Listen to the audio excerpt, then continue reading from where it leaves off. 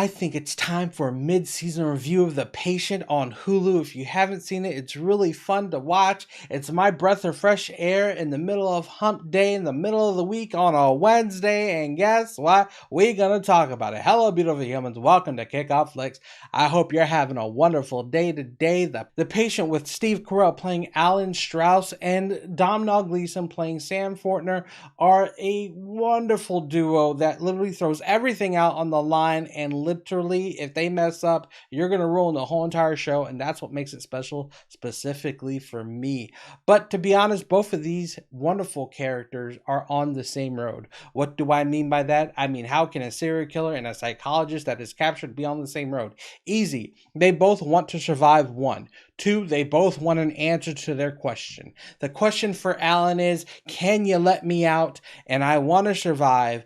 And then the question for Sam is, can you fix me? And on top of that, we both need to survive. And neither one is giving a proper answer because they're both dealing with issues that they have no real control over, which is great. So it's like a controlled environment that's not controlled with people that are trying to show self-control that don't have any control.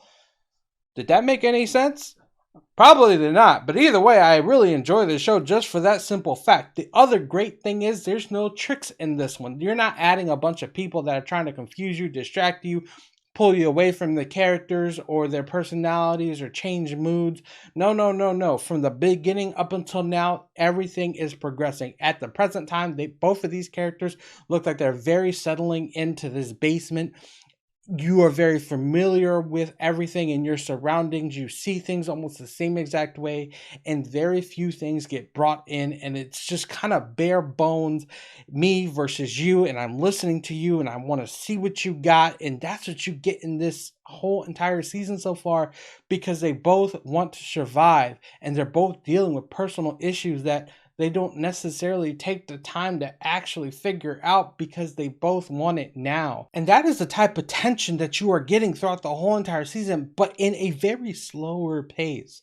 And what I mean by slower pace is they take the time for extreme close-ups, for breaths, to deal with personal issues, on how to deal with each other and what direction that they're going to do, because if anybody, especially Alan, if he says the wrong thing or does the wrong thing, that could be the end of a life. That could be the end of his life, or something can happen in a very volatile way, but he doesn't know what that is, so therefore he has to maintain control. He can't just lose it. While on the other hand, Sam has all the power to do what he wants, but he's powerless against, guess what?